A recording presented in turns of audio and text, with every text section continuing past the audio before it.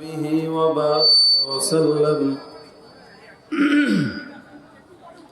وبارك وسلم تسليما كثيرا كثيرا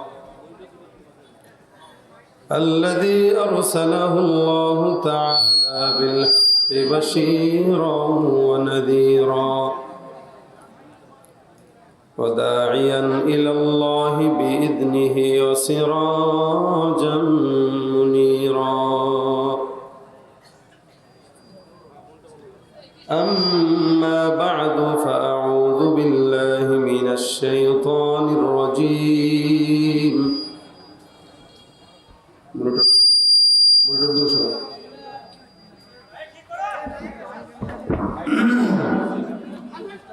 بسم الله الرحمن الرحيم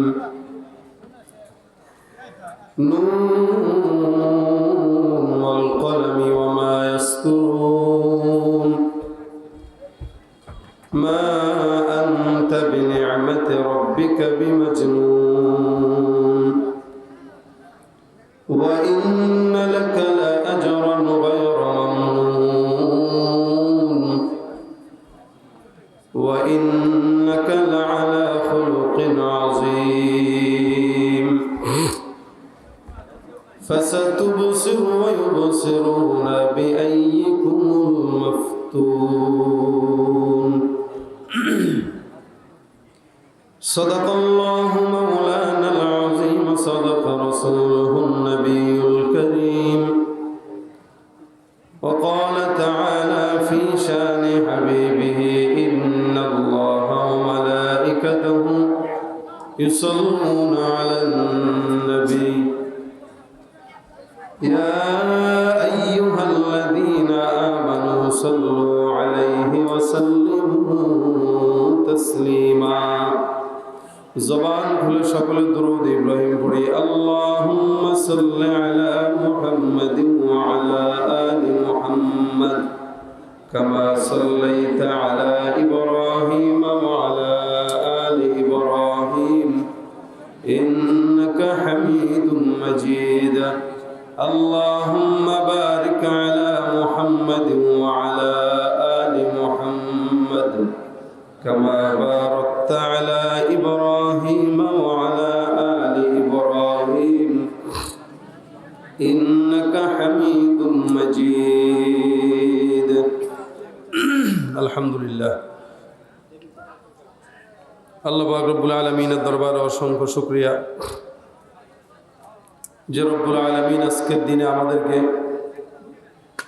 2 দিন ব্যাপী তাফসীরুল কুরআন মাহফিলের শেষ দিনের শেষ অধিবেশনে ইমানি মুযাক্কারায় আল্লাহ পাক রব্বুল আলামিন আমাদের সকলকে শামিল হওয়ার তৌফিক দান করেছেন। জবান খুলে কালিমাতুশ শুকর আদায় করে সকলে বলি আলহামদুলিল্লাহ। যতগুলো মানুষ এখানে বসা, আওয়াজ যদি আপনারা মন খুলে দিতেন আওয়াজটা আরো বেশি হতো। আমি আপনাদের থেকে আওয়াজটা আরো বেশি কামনা করতেছি। জবানটা খুলে আরেকবার বলেন আলহামদুলিল্লাহ।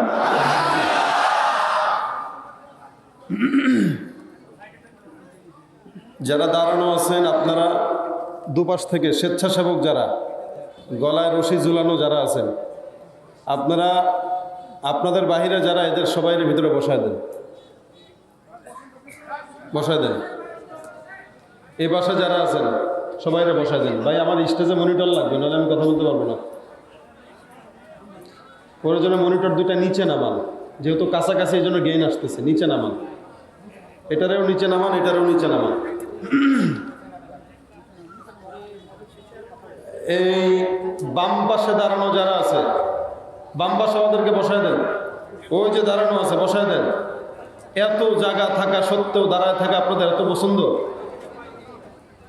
বসেন। লোকাল বাসে দাঁড়াইতে দাঁড়াইতে পাবলিকের অবস্থা এখন হয়েছে বসতে চায় না, সব জায়গায় দাঁড়ায়। একটু বসান। সাইকেল আমার লাগবি না, জায়গা এমনি আছে। যে যেখানে আছেন এখানে বসে পড়েন, তাহলেই হবে। কত জায়গা চতুর্পাশে, যথেষ্ট বড় মাঠ। এই মনিটরটাও নিচে নামায় আমার দিকে দেন। আলহামদুলিল্লাহ। একটু জবানটা খুলে বলেন না আলহামদুলিল্লাহ। ভাই, আমি আপনাদের বগুড়ায় খুব কম আসা হয়। বহু বছর পর আজকে বগুড়া আসলাম। এ আসার পিছনে মুফতি মনোয়ার সাহেব হুজুরের অবদান এমনভাবে ধরেছেন, ডেট না দিয়ে পারিনি, তারপরে দেওয়া। যেহেতু দূরের রাস্তা আপনাদের অনেক, যার কারণে আমাদের এই দূরের রাস্তাগুলো একটু কম আসা হয়।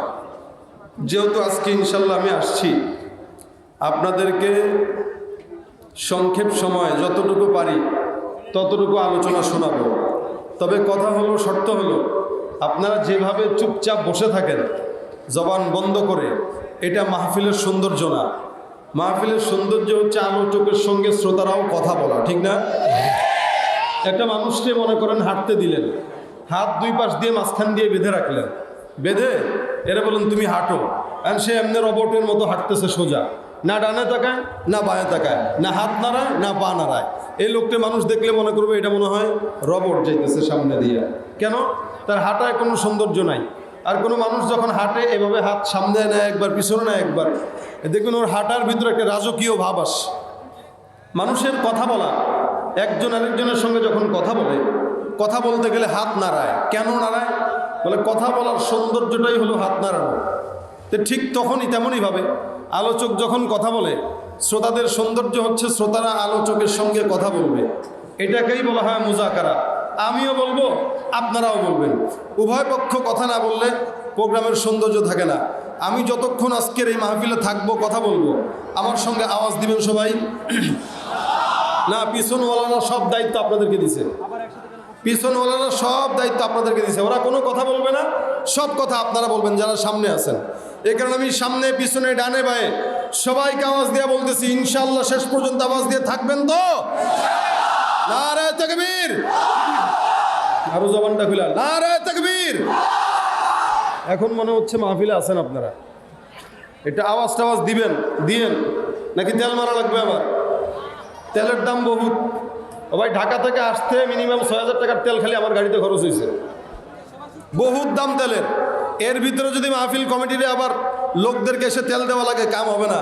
তেল ছাড়া পিক আপ হবে আজকে। রাজি আছেন? মাথায় তেল মারিয়া ফায়দা নেই যে লুটিয়া, তেল বিনা চলে না দুনিয়া। তেলা মাথায় তেল মারিয়া ফায়দা নেই যে লুটিয়া, তেল বিনা চলে না দুনিয়া। নারিকেল, সরিষা, তিসি, বাদাম, সয়াবিন আর সূর্যমুখী তিলের তেল আর ডিজেল কেরোসিন। দাওয়াখানা, কবিরাজি, হোমিওপ্যাথি তেল মাথায় দিলে গরম মাথা হইয়া যায় হিমেল। আবার গন্ধ তেলে গিন্নির পরাণ খুশিতে যায় ভরিয়া, তেল বিনা চলে না দুনিয়া। ভাইরে তেল বিনা চলে না দুনিয়া, ঠিক কিনা? তেল ছাড়া চলবে তো?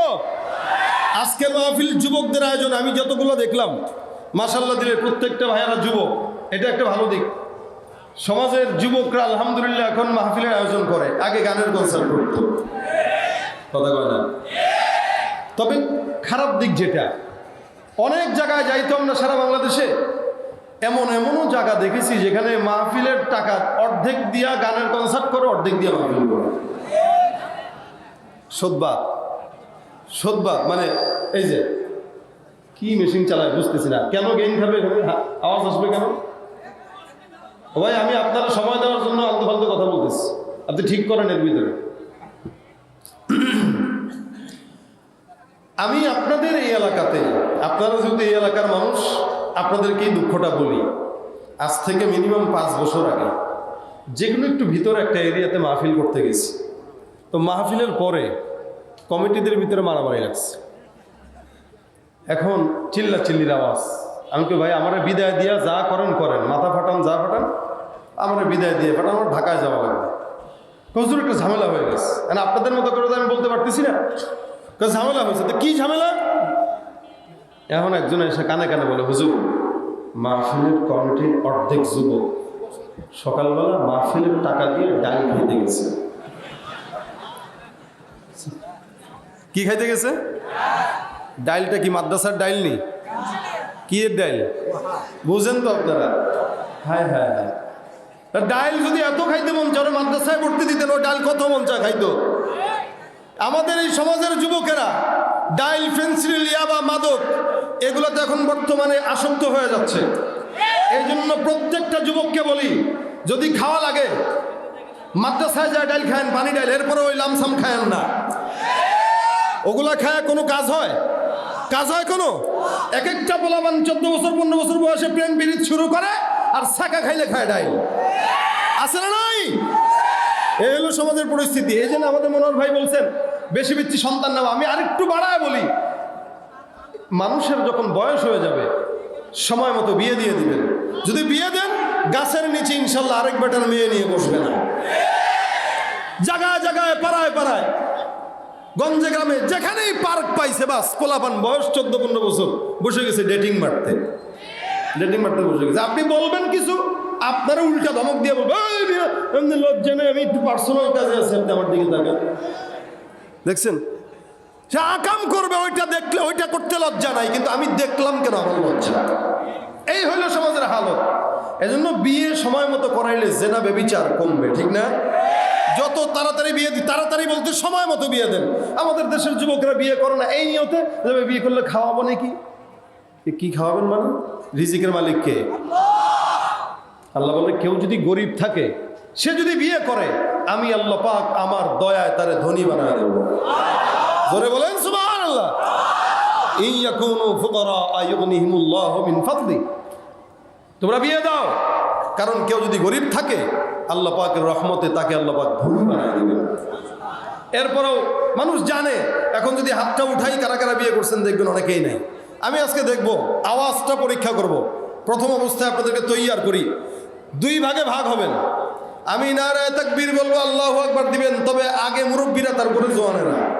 এখন মুরব্বী কারা কারা যদি প্রশ্ন করেন, বলবো যারা বিয়ে করেছেন তারা মুরব্বী, ঠিক আছে? বিয়ে যারা করেছেন তারা কি? এমন কারা কারা বিয়ে করছেন আমার মতো হাত তুলেন। মুরব্বী কারা কারা আছেন? হ্যাঁ, হাত তুলছেন? আওয়াজ দিতে পারবেন ইনশাল্লাহ? নারায়ে তাকবীর। এখন চা দেখেন, যারা বিয়ে করছে কারা হাত তুলে নাই, তারা একটা বিয়ে করতে চায়। আওয়াজটা হয় নাই কিন্তু জলছই, আরেকবার দেন নারায়ে তাকবীর। পোলাপাইন কেন দিছে? কিছু কিছু পোলাপাইনও দেয়, ব্যাপারটা কি? এরা চিন্তা করে বাপে দেয় না তো আমি কি করবো, বাপেরটা আমি দেই। এখন অবিবাহিতরা হাত তুলো। হ্যাঁ, জোরে সরে, গলাটা একটু কেসে নাও তো, আরো জোরে। তোমাদের আওয়াজে মনে হচ্ছে তোমরা পারবা না। জবানটা খুলে নারায়ে তাকবীর, নারায়ে তাকবীর। কোরআন সুন্নাহর আলো। মাশাআল্লাহ, ঘরে ঘরে জ্বালা লাগে, দিলে জ্বালতে হবে। যার বিয়ে নাই তার ঈমান অর্ধেক কম, যার বিয়ে হইল তার ঈমান অর্ধেক পরিপূর্ণ হয়ে গেল। কতগুলা পোলাপান অবিবাহিত, অধিকাংশ পোলাপান আছে কিন্তু অনেকের আছে বয়স হয়েছে তো বিয়ে করে না। সময় মতো বিয়ে করবেন, রাজি আছেন? সময় মতো বিয়ে করবেন এবং সময় মতো সন্তান নেবেন। এখন বিয়ের পরে 5-7 বছর খালি হানিমুনে কাটাবেন, আর সন্তান 40 বছর বয়সে নিতে যাবেন, সন্তান আর হবে না। এরপরে যাবেন মহস্থান করে, বাবা গো একটা সন্তান দাও। আছে না নাই? গিরিয়ার মাজার পূজা চলছে দেশটা জুড়িয়া, শিরকি আর ভণ্ডামিতে দেশটা গেছে ভরিয়া। গিরিয়ার মাজার পূজা চলছে দেশটা জুড়িয়া, শিরকি আর ভণ্ডামিতে দেশটা গেছে ভরিয়া। গাজার কলকি টান মারিয়া, গাজার কলকি টান মারিয়া দেখায় খাজার শান। ওরা শিক্ষিত শয়তান, ওরা শিক্ষিত শয়তান, ওরা শিক্ষিত শয়তান। দুর্নীতির ওই আখড়ায় বসে, দুর্নীতির ওই আখড়ায় বসে জাহির করে জ্ঞান। কলম দিয়ে কামায় টাকা, ধরে সাধুর ভান। ওরা শিক্ষিত শয়তান, ওরা শিক্ষিত শয়তান, ওরা শিক্ষিত শয়তান, ওরা শিক্ষিত শয়তান। আলেম নামে কত দেখো টাকার মোহে পড়িয়া, স্বার্থের পিছে দৌড়াইতেছে কোরআন হাদিস ছাড়িয়া। আবার জিহাদ ছেড়ে কেউ বা ধরছে, জিহাদ ছেড়ে কেউ বা ধরছে দরবেশেরই ভান। ওরা শিক্ষিত শয়তান, হ্যাঁ শিক্ষিত শয়তান। ওরা আছে না নাই? বিয়ে সময় মতো না করে সন্তান না নিয়ে মাজার দরবারে গেলে লাভ আছে? আর আমাদের দেশের বন্ধুরাও আছে কিছু কিছু, সন্তান হবে না তো গেছেন বাবার কাছে, বাবার যে পিএস সুন্দর করে ডাক দিয়া বলবে আমাদের এখানে নিজাম আছে। বলে কি নিজাম? তো কারো যদি সন্তান না হয় বিবিকে 3 দিনের ইতিকাফে রেখে যেতে হয়। অসংখ্য জায়গায় এগুলা ভণ্ডামি চলে। এরা বুঝে না ব্যাককল, তুই সময় মতো সন্তান নেই, আল্লাহ যতগুলা দরকার ততগুলা দিবে। 40 বছর পার হয়ে গেছে, তোর কিছু আছে এখন, সন্তান কেমনে হবে? সবাই তো আর ইব্রাহিম পয়গম্বর না নাকি? এজন্য সময় মতো বিয়ে করবেন, সময় মতো সন্তান নেবেন। রাজি আছেন? এই মিয়া উম্মত বাড়ান। রাসূল বলেন তাযাওয়াজুল ওয়াদুদ ওয়াল ওয়ালুদ ফাইন্নী মুকাসিরুম বিকুমুল উমাম। সময় মতো সন্তান বেশি বেশি নিবা, এমন মেয়েকে বিয়ে করবা যার সন্তান বেশি ধারণ করার ক্ষমতা আছে। কেন? আমি আল্লাহ পাকের দরবারে উম্মত নিয়ে কিয়ামতের ময়দানে গর্ব করব। কাউন্সিলর সাহেব এখানে আছেন, উনার বিপরীতে যদি কেউ নির্বাচন করে, মনে করেন একজনের সরকারি দলের লোক হলো 500 জন, বেসরকারি দলের লোক হলো 200 জন। এখন দাপটটা কার থাকবে? যার 500 জন তার, ঠিক না? যে 500 জন যার সন্তান, অথবা 500 জন কর্মী যার, 150 জন কর্মীওয়ালা মানুষ যদি এসে কয় আমার লোকে খেলতে আইছেন, 500 জনওয়ালা বলবে বেটা রান এক পাশে দেবো আর এক পাশে দেবো, মুরগির মতো ছিনবো বেটা মাঝখান দিয়ে। কার লোকে বেটা গেলি দেখাস? সন্তান যদি আপনার 10টা হয়, এলাকার ভিতরে আপনার উপরে আঙ্গুল দিলে কথা বলবে এরকম কেউ থাকবে না। কেন? আপনি বলবেন বেটা তুলি মারবো, সন্তান 10টা 10 দিক থেকে আসবে, পিঠা হতায় তারপর যাবে। সন্তান আছে আপনার 3টা, একটা হলো কুলাঙ্গার, আরেকটা হলো লুলা, আরেকটা হলো বেয়াদব। একটা হুন্ডা অ্যাক্সিডেন্ট করতে গেছে ময়রা, আরেকটা শুনে না কথা, তা আপনি কারে নিয়ে সংসার চালাবেন? আর সন্তান যদি হয় 10টা, আমরা আগে বাপদাদাদেরকে দেখছি 9টা ভাই, 15টা ভাই, 20টা ভাই পর্যন্ত ছিল। 10 ভাই 9 ভাই, 10 ভাই 15 ভাই ছিল এরকম। এদের দাপট ছিল আলাদা এলাকায়, যে এই আমার সন্তান এতগুলা, তাকায় দেখ। এই মানুষের সঙ্গে লড়তে একটু হিসাব নিকাশ করা লাগবে। এই জন্য রাসূলও বলেন বেশি বেশি সন্তান দাও। কেন? কিয়ামতের ময়দানে আমি আল্লাহ পাক রব্বুল আলামিনের কাছে উম্মতকে নিয়ে গর্ব করব। সুবহানাল্লাহ। যেদিকে তাকাবেন সেদিকে এই নবীর উম্মত। রাসূল বলেন নূহ পয়গম্বর, ইব্রাহিম পয়গম্বর, ইসমাইল পয়গম্বর, যত নবী বলেন সব নবীর উম্মতের সংখ্যা কম। তাকায় দেখো চতুর্দিকে মুহাম্মদুর রাসূলুল্লাহর উম্মতরা ভরা। সুবহানাল্লাহ। এই নবীর গর্ব উম্মতকে নিয়ে, কারণ উম্মত বেশি। নবী যেমন দামি, নবীর উম্মতরাও দামি। আমরা সবাই বিশ্ব নবীর উম্মত, ঠিক না? দাবি তো করি, কিন্তু কাজের বেলায় নাই। দাবি করার লোকের অভাব নাই, কাজের বেলায় লোকের বড়ই অভাব। এজন্য দাবির নাম ইমানদার না, ইমানদার হচ্ছে মানার নাম। আল্লাহ পাক আমাদেরকে রাসূল করিম সাল্লাল্লাহু আলাইহি ওয়াসাল্লামের উম্মত হিসেবে দুনিয়াতে প্রেরণ করেছেন। এর চেয়ে সৌভাগ্য আর কিচ্ছু হতে পারে না। আমরা শেষ জামানার শেষ নবীর উম্মত। আমাদের কেমন দাম? রাসূল বলেন যতক্ষণ পর্যন্ত আমার উম্মতরা জান্নাতে না যাবে, অন্য কোন নবীর উম্মতরা জান্নাতে যাওয়ার পারমিশন পাবে না। সুবহানাল্লাহ। আস্তে কয়। এটাই নবীর উম্মতের কারণে গর্ব, এই নবীর উম্মতের কারণে দাম। নবী যেমন দামি, উম্মত। অথচ এই নবীকে নবুয়ত পাওয়ার পর কত মানুষ কত কিছু বলছে, কত মানুষ পাগল বলছে, কিন্তু যারা পাগল বলছে তাদের আদর্শ টিকে নাই। মুহাম্মদুর রাসূলুল্লাহ সাল্লাল্লাহু আলাইহি ওয়াসাল্লামের আদর্শ টিকে আছে এবং টিকে থাকবে। সন্দেহ আছে? আবু জাহেল পাগল বলে নাই? বলে নাই? আল্লাহ পাক রব্বুল আলামিন বলেন আমি যখন মুহাম্মদুর রাসূলুল্লাহ সাল্লাল্লাহু আলাইহি ওয়াসাল্লামকে নবুয়ত দান করলাম, সারা দুনিয়ার জমিনে আমি একটা মাত্র পয়গম্বর শ্রেষ্ঠ নবী মুহাম্মদুর রাসূলুল্লাহ সাল্লাল্লাহু আলাইহি ওয়াসাল্লামকে প্রেরণ করলাম।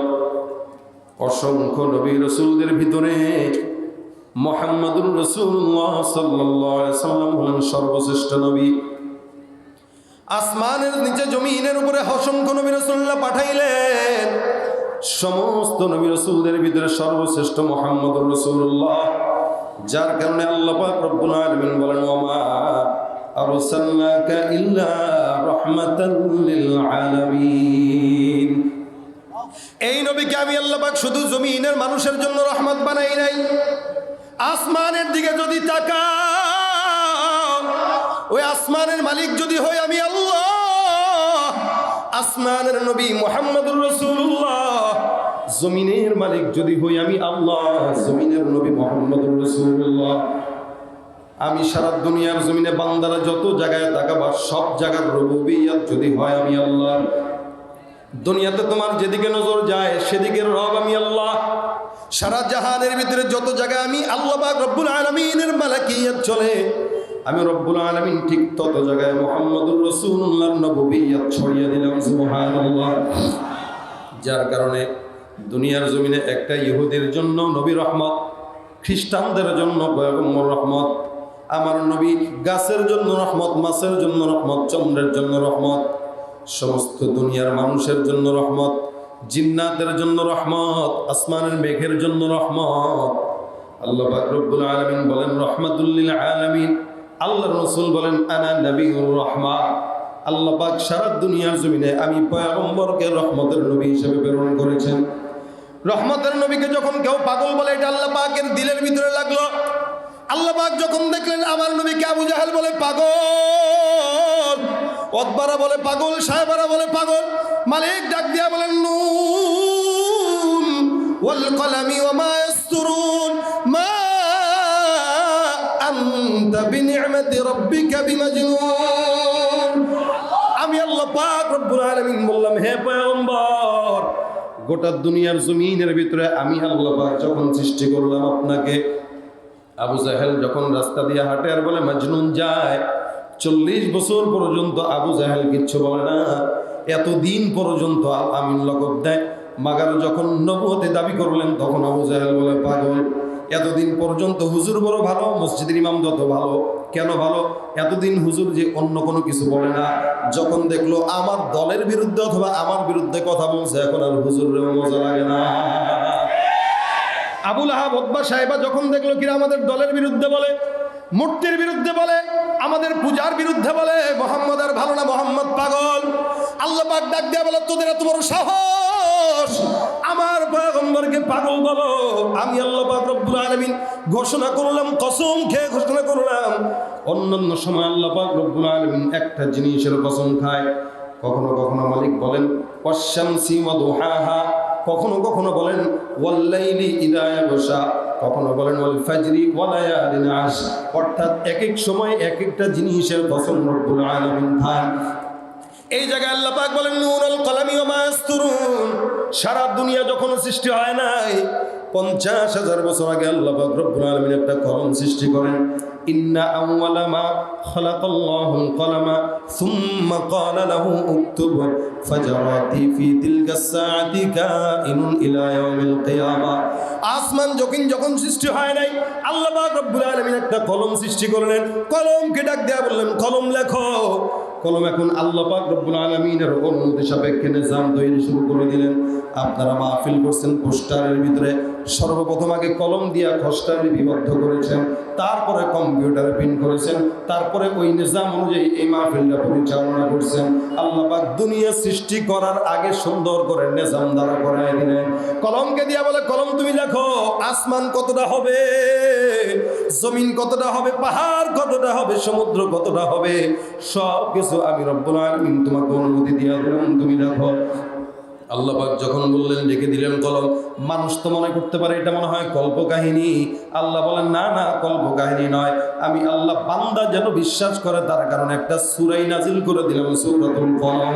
এই সূরাটার নামই হলো কলম। আল্লাহ পাক রব্বুল আলামিন বলেন নুন ওয়াল কলামি ওয়া মা ইয়াসতুরুন। আমি আল্লাহ বললাম কলমের কসম, অর্থাৎ কলমের কসম। কোন কলম? বলে ওই কলম যে কলম আল্লাহর আদেশে সারা দুনিয়ার সমস্ত নিজাম লিখলো। আর কলম যা যা লিখলো তার কসম রব্বুল আলামিন বলেন কলম লিখলো আসমানের কথা, জমিনের কথা, পাহাড়ের কথা, গোটা সৃষ্টি জগতের কথা। আল্লাহর কাছে যদি কেউ প্রশ্ন করে মালিক গো এত সারা দুনিয়ার কসম আপনি কেন খাইলেন? আল্লাহ বলেন যেহেতু বিষয়টা অনেক বড়, যার কারণে আমার কসমের বিষয়টাও অনেক বড়। ইহুদি খ্রিস্টান নাসরা বেঈমানরা আমার পয়গম্বরকে বলে পাগল। আমি আল্লাহ পাক চিন্তা করলাম যেহেতু পাগল বলে এই কারণে কসমটাও সারা দুনিয়া নিয়েই খাওয়া লাগবে। আমি আল্লাহ পাক সারা দুনিয়ার কসম খায় একটা কথা পয়গম্বর আপনারা জানাই দিলাম, মা আনতা বিনি'মাতি রাব্বিকা বিমাজনুন। আল্লাহু আকবার। আল্লাহ পাক রব্বুল আলামিন বলেন আমি আল্লাহ কসম খায় বললাম পয়গম্বর আপনি আপনার রবের দয়ায় পাগল না, যারা আপনাকে পাগল বলে তারা পাগল, তাদের বাপ দাদা 14 গোষ্ঠী পাগল। আবু জাহেল বলে পাগল, তার মানে আবু জাহেল পাগল, আবু জাহেলের বাপ দাদা 14 গোষ্ঠী পাগল। আল্লাহ পাক বলেন যারা আপনাকে নিভায় দিতে চায়, আমি আল্লাহ পাক রব্বুল আলামিন ইসলামের আলোটা কোনোদিন নিভতে দিব না। এটা এমন কোন জিনিস না যে কেউ ফু দিয়ে নিভায় দিতে পারবে। আবু জাহেল কম চায় নাই, 1000 বার চেষ্টা করেছে মুহাম্মদুর রাসূলুল্লাহ নাম মিটায় দেওয়ার জন্য। আল্লাহ পাক রব্বুল আলামিন বলেন ওই আবু জাহেল দুনিয়াতে টিকতে পারে নাই, কিন্তু মুহাম্মদুর রাসূলুল্লাহর উম্মতরা কিয়ামত পর্যন্ত টিকে থাকবে, ঠিক কিনা? তাকায় দেখেন, সারা দুনিয়ায় একটা মানুষ আপনারা কেউ পাবেন যার নাম আবু জাহেল আছে? কথা কয় না। একটু দাঁড়ান না, যে হুজুর আমার বাপের নাম ছিল আবু জাহেল, আছেন কেউ? শুধু এখানে কেন, বুশ পর্যন্ত চিন্তা করছে বুশের মায় যে আমার এই পোলার নাম এটা রাখা যাবে, ট্রাম্প রাখা যাবে, পুতিন রাখা যাবে, কিন্তু আবু জাহেল রাখা যাবে। কারণ এটা লাঞ্ছিত অপমানিত শুধু দুনিয়াতেই নয়, আখিরাতের দুনিয়াতে সব জায়গায়। যার কারণে তাদের নামে কাউরে পাবেন না, কিন্তু মুহাম্মদ নাম খুঁজে তালাশ করে দেখেন, বিশ্ব নবীর উম্মত যারা নিজেদেরকে দাবি করে প্রত্যেকটা উম্মতের নাম মুহাম্মদ হাসান। এটা হচ্ছে আল্লাহ পাকের নিজাম। আল্লাহ মুহাম্মদের আখলাককে, পয়গম্বর মুহাম্মদুর রাসূলুল্লাহ সাল্লাল্লাহু আলাইহি ওয়াসাল্লামকে যদি পাগল বানাইতেন, দুনিয়া পর্যন্ত টিকায় রাখতেন না, কিয়ামত পর্যন্ত টিকায় রাখতেন না। মালিক বলে আমি আল্লাহ পাক বললাম ওয়া ইন্না লাকা লাআজরান গায়রা মামনুন, আপনাকে আমি আল্লাহ নিরবিচ্ছিন্ন নিয়ামত দান করলাম, যেই নিয়ামত এমন নিয়ামত যেটার শুরু আছে মাগার শেষ নাই। পয়গম্বরকে আমি কেমন নিয়ামত দান করলাম দেখেন। আল্লাহ পাক রব্বুল আলামিন রাসূল করিম সাল্লাল্লাহু আলাইহি ওয়াসাল্লাম যখন গর্ভের ভিতরে ছিল, তার আগে থেকে আল্লাহ পাক রাসূলকে নিয়ামত দান করতে করতে আসছেন। পূর্ববর্তী সব কিতাবগুলোতে আল্লাহ মুহাম্মদুর রাসূলুল্লাহ কেমনে হবে, কোথায় আসবে, নাম কি হবে, বাবার নাম কি হবে, হিজরত করে কোন জায়গায় যাবেন, এই সকল কিছু পয়গম্বরের ঘোষণা আল্লাহ পাক আগেই দিয়েছেন, যেন দুনিয়াতে আসার পর মানুষের চিনতে যেন কষ্ট না হয়। এই জায়গায় আপনারা পোস্টার ছাপাইলেন, লাইট জ্বালাইলেন, প্যান্ডেল টাঙাইলেন, কেন বলে সাইদ আহমদ আসবে। যদি এগুলো না টাঙাইতেন, আমি যদি এলাকায় আসতাম, অনেকে দেখলে চিনতেন, অনেকে দেখলে মনে হয় সন্দেহ করতেন যে না চেহারার একই থাকতেই পারে। কিন্তু নাম যেহেতু প্রচার হয়ে গেল, প্যান্ডেল যেহেতু সাজানো হয়ে গেল, তার মানে আজকে আমার মতো কারো পাগড়িওয়ালা দেখলেই মনে করছেন এটাই মনে হয় সাইদ আহমদ। স্বাভাবিক বিষয় না এটা? আল্লাহ পাক আগেই সমস্ত কিছু বর্ণনা করে দিয়েছেন যে আমার নবী এত নিয়ামত দিয়েছি যে নবী দুনিয়াতে আসার আগেই আমি আল্লাহ তার সমস্ত রূপ গুণ বর্ণনা করে দিলাম, যেন আসার পরে একটা মানুষের চিন্তা কোনো কষ্ট না হয়। এই জন্য আমি আল্লাহ পাক রাসূলকে এত মুআজিজার নবী বানাইছি, নবী দুনিয়াতে আসার পরেও যেখানে হাত দিছে ওই জায়গাটা বরকতের জায়গা হয়ে গেছে, যার সঙ্গে মিশছে সে স্বর্ণের মানুষ হয়ে গেছে, যে এলাকায় গেছে ওই এলাকা দামি এলাকা হয়ে গেছে। সুবহানাল্লাহ। যেমন ইয়াসরিব আগে ছিল নাম ভিন্ন, মদিনা হওয়ার পর দাম হয়েছে, হওয়ার পিছনে কারণ মুহাম্মদুর রাসূলুল্লাহ। যেখানে আগে নামাজ পড়লে সওয়াব নামাজের মতোই, কিন্তু রাসূল আসছেন তো এখন নামাজ পড়লে 50,000 রাকাতের সওয়াব। কার কারণে দাম? মুহাম্মদুর রাসূলুল্লাহ। জোরে কোন কার কারণে? মুহাম্মদুর রাসূল। আল্লাহ পাক রব্বুল আলামিন এই কারণে এত এত এত সম্মান দান করলেন পয়গম্বর মুহাম্মদুর রাসূলুল্লাহ সাল্লাল্লাহু আলাইহি সাল্লামকে। এই মুসলমান বুঝুন, অন্য কিতাবের ভিতরে আল্লাহ পাক সমস্ত নবীদেরকে নাম ধরে ধরে ধরে ধরে বললেন ইয়া মূসা লা তাখাফ। আল্লাহ পাক রব্বুল আলামিন মূসা পয়গম্বরকে নাম ধরে উল্লেখ করেছেন, ঈসা পয়গম্বরকেও নাম ধরে ডেকেছেন, জাকারিয়া পয়গম্বরকেও নাম ধরে ডেকেছেন, ও জাকারিয়া ওয়া ইয়াহইয়া ওয়া ইয়াহইয়া ওয়া ইলিয়াস। ইব্রাহিমকে রব্বুল আলামিন নাম ধরে ডাকেন, ইসমাঈলকে রব্বুল আলামিন নাম ধরে ডাকেন। আল্লাহ পাক সমস্ত পয়গম্বরদেরকে কিতাবের ভিতরে নাম ধরে ধরে ধরে ধরে উল্লেখ করেন। মুহাম্মদুর রাসূলুল্লাহর বেলায় যখন আল্লাহ পাক রব্বুল আলামিন আসলেন, কোরআনের একটা মানুষ একটা জায়গায় দেখাতে পারবে না আল্লাহ পাক নাম ধরে উল্লেখ করেছেন। অন্য নবীদেরকে আল্লাহ পাক বলেন মূসা, ঈসা, জাকারিয়া, ইব্রাহিম, ইসমাঈল, ইয়াকুব, ইউসুফ, ইউনুস। কিন্তু মুহাম্মদের বেলা যখন চলে আসলো আল্লাহ বলেন ইয়া আইয়ুহান নবী। এই জায়গায় আল্লাহ পাক নবী বলে সম্বোধন করেছেন।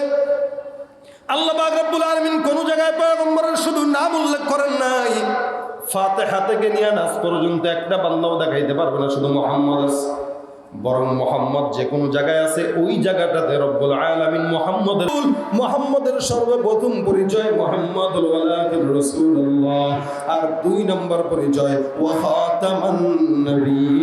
মুহাম্মাদের 2 নম্বর পরিচয় হলো আমি আল্লাহ মুহাম্মাদের পরে আর কোন নবী পাঠাবো না, মুহাম্মদ দুনিয়ার জমিনের সর্বশ্রেষ্ঠ সর্বশেষ নবী, ঠিক কিনা? নবীর পরে আর কোন নবী আসবে? জোরে বলেন। কাদিয়ানীরাও যদি দাবি করে নবী বলা যাবে? যারা কাদিয়ানীদেরকে নবী মানে তারা কি? জোরে বলেন। যারা স্বীকার করবে তারা কি? যারা সাপোর্ট করবে তারা কি? কি হবে শেষ নবীজির উম্মতে বলে দাবি করে যদি ওই নবীর চেয়ার কাদিয়ানীরা দখল করে? কি হবে শেষ নবীজির উম্মত বলে দাবি করে যদি ওই নবীর চেয়ার কাদিয়ানীরা দখল করে? নবীজির জন্য যদি রক্তের বহেও নদী, নবীজির জন্য যদি রক্তের বহে নদী, তবুও হটবো না এই দাবি থেকে। কি হবে বেঁচে থেকে অযথা বিদ্যা শিখে যদি না করতে পারি শোষণবিহীন সমাজটাকে? কথা ঠিক না বেঠিক? নবীর পরে কেউ যদি নবী কাউকে মানে সে মুসলমান না কাফের? আল্লাহ নবী ডাক দেয়া বলেন আমার উদাহরণটা এমন একটা দেয়ালের মতো, যেই দেয়ালটাকে আল্লাহ পাক রব্বুল আলামিন এক একজন নবীর মাধ্যমে পূর্ণ করে দিয়েছেন। মাত্র মাঝখানে একটা ইট ফাঁকা। আল্লাহ পাক দুনিয়ার জমিনে আমি মুহাম্মদুর রাসূলুল্লাহকে পাঠানোর মাধ্যমে নবুয়তের দেয়ালটা পরিপূর্ণ করে দিয়েছেন। সুতরাং আনা খাতামুন নবিয়্যিন আলা নাবিয়্যা বাদি, আমি শেষ নবী, আমার পরে নবী নাই বলেছেন রাসূল আর কে? আল্লাহ পাক রব্বুল আলামিন ঘোষণা করলেন পয়গম্বর শেষ নবী, সত্য নবী, এরপরে আর কোনো নবী নাই। হা হা হা যদি নবী পাঠাইতো, রাসূল বলেন লাউ কানা বাদি নবী লাকানা ওমর ইবনুল খাত্তাব, আমার পরে কোন নবী যদি আল্লাহ পাঠাইতেন আমার পরের নবীটাই হয়তো আমার সাহাবী হযরত ওমর। এ মুসলমান, আল্লাহ পাক রব্বুল আলামিন নবীর মতো নবী পাঠাইছেন যার কারণে আর অন্য পর কাউকে লাগে না শেষে। কারণ নেতার মতো নেতা একজনই যথেষ্ট, নবীর মতো নবী একজনই যথেষ্ট, ঠিক কিনা জোরে বল? মুহাম্মদুর রাসূলুল্লাহ সাল্লাল্লাহু আলাইহি সাল্লামকে আল্লাহ পাক এমন নবী পাঠাইছেন যেই নবীর পরে আর ইসলামের ভিতরে বাড়ানোর কোনো জিনিস নাই, কমানোর কোনো জিনিস নাই। আল্লাহ পাক পরিপূর্ণ ইসলাম পয়গম্বরের মাধ্যমে দিয়েছেন, বলেন সুবহানাল্লাহ। একজনই যথেষ্ট। এই কারণে রাসূল করিম জানেন অসংখ্য মানুষরা মুসলমান হয়, তা মুসলমানের মতো মুসলমান একজন যদি হয় একটু আল্লাহ আমার সুবিধা হয়। কারণ আল্লাহর নবীও দোয়া করেন আল্লাহর কাছে, আল্লাহ নেতার মতো একজন নেতা একটু আমারে দিয়ে দাও, বলে কারে চাও? আল্লাহুম্মা আইজ্জাল ইসলাম বিআহাব্বাইনি হাদাইনি রাজুলাইন বিউমর ইবনুল খাত্তাব ওয়া জাহল ইবনে হিশাম। আল্লাহর নবী ডাক দেয়া বলেন মালিক, দুইজনের একজনকে যদি তুমি আমার দ্বীনের জন্য কবুল করো আমার জন্য উপকার হয়। যাদের মাধ্যমে ইসলামকে সম্মানিত করবা বলে কে? একজন ওমর নয়তো আবু জাহেল, এই দুইজনের একজনকে তুমি ইসলামের জন্য কবুল করো। আল্লাহ বলেন পয়গম্বর আপনার দোয়া আমি আল্লাহ পাক বুলেটের গুলির মতো কবুল করে ফেললাম। যান যান, যেই ওমর রাদিয়াল্লাহু তাআলা আনহু পয়গম্বরকে হত্যা করার জন্য যায়, সেই ওমরটাই মুহাম্মদের কাছে যায় ইসলামের ছায়া তলে চলে আসে। এত নিয়ামত আল্লাহ পাক দান করলেন, এই কারণে বলেন ওয়া ইন্না লাকা লাআজরান গায়রা মামনুন। কিয়ামত পর্যন্ত আল্লাহ পাক রব্বুল আলামিন পয়গম্বর মুহাম্মদুর রাসূলুল্লাহ সাল্লাল্লাহু আলাইহি ওয়াসাল্লামকে নিয়ামত দান করলেন। ওমর মুসলমান হয়ে গেছে, ইসলাম কবুল করে ফেলছেন। কবুল করার পর দেখেন সাহসটা কি ওমরের। ওমরকে চিনেন না? নাম শুনছেন? দেখেন তো নাই? ইসলাম কবুল করার পরে এখন দেখেন ওমর কি জিনিস। অন্যান্য সাহাবা একরাম মুসলমান হওয়ার পরে একটু একটু ভয় থাকে যে প্রকাশ্যে নামাজ পড়লে যদি মার খাওয়া লাগে, বকা খাওয়া লাগে, এই করা লাগে, সে ওমর মুসলমান হয়েছে। মানুষ জানে যে ওমর রুস্তম ছিল, পালোয়ান ছিল, মারামারিতে খুব পারফেক্ট ছিল। এই ওমর যখন মুসলমান হয়েছে এখন কাফের বেঈমানদের মাথা ব্যথা শুরু হয়ে গেছে। হায় হায় হায়, এত বড় একজন লিডার চলে গেল, কি করবে? হযরত ওমর মুসলমান হওয়ার পরে কাবার সামনে দাঁড়ায় গেছে, বলতেছে রাসূল এতদিন পর্যন্ত গোপনে গোপনে ইবাদত চলছে, এখন আর কোনো ইবাদত গোপনে চলবে না, সব প্রকাশ্যে চলবে। সুবহানাল্লাহ। দাপটটা কি দেখেন? ওমর গেটে দাঁড়ায় ডাক দিয়ে বলছে এই মক্কার কাফেররা, কার সাহস আছে আমি ওমর মুসলমান হইছি, আয় আমার সামনে আয়। আমার সামনে আয়। আমি মুসলমান হইলাম, কেউ যদি একটা মানুষের সাহস থাকে আমার কিছু বলতো, কিছু বল। সবাই তাকায় তাকায় তামাশা দেখে, কিরে সব ওমরের সামনে দাঁড়ায় ভেবে থ্রেট দেয়, সবাই দাঁড়ায় আছে। ওমর থ্রেট দেয় কেমনে জানেন? ওই কাউরে কি বউরে বিধবা বানানোর ইচ্ছা আছে? সুবহানাল্লাহ কয় না? কাউকে কি বিবিকে বিধবা বানানোর ইচ্ছা জাগে? নাকি কারো সন্তানকে এতিম বানানোর ইচ্ছা জাগে? নাকি কারো মার কোল খালি করার ইচ্ছা জাগে? আয় আমি ওমরের বিরুদ্ধে লড়াই কর। একটা বা কাফেরের যদি সাহস থাকে, আমি ওমর দাঁড়াইলাম, মুহাম্মদুর রাসূলুল্লাহর পাশে দাঁড়ায় গেলাম। কারো যদি সাহস থাকে ওমরের সঙ্গে মোকাবেলা করার, আমি চ্যালেঞ্জ করলাম, পারলে আয়। আল্লাহর নবী বলে, হ্যাঁ নেতার মতো নেতা তো ওমরের হওয়া দরকার। এক ওমর দিয়ে ইসলামের বিজয় আল্লাহ পাক সঙ্গে সঙ্গে দান করে দেবে। এজন্য বেশি মানুষ দরকার নাই। এলাকার ভিতরে 10 জন যুবক 20 জন যুবক যদি একসঙ্গে হয়ে যায়, একটু খালি পাগড়িটা মাথায় দিয়া, কলেজে পড়েন ভার্সিটিতে পড়েন কোনো সমস্যা নাই, এলাকার নেতৃস্থানীয় লোকদেরকে সাথে নিয়ে যদি বলেন এই এলাকায় কোনো দুর্নীতি চলবে না, সন্ত্রাসী চলবে না, মাদক চলবে না, কোনো গুনাহের গান বাজনার আড্ডা খেলা চলবে না, বেশি দরকার নাই। 10 জন যুবক ইসলামের জন্য একাই যথেষ্ট, আর কাউকে দরকার নাই। ঠিক কিনা চলে? একটু সাহস দরকার। কি দরকার? সাহস। ওমরের মতো সাহস মিয়া। সাহাবা একরামদের এটা হাল ছিল। আর আমাদের হাল জিহাদ জিহাদ জিহাদ চাই, পুলিশের বিটা দেখলে আর নাই, কথা কয় না। এটা হলো আমাদের সাহস, মঞ্চেই পারি, এখানেই পারি।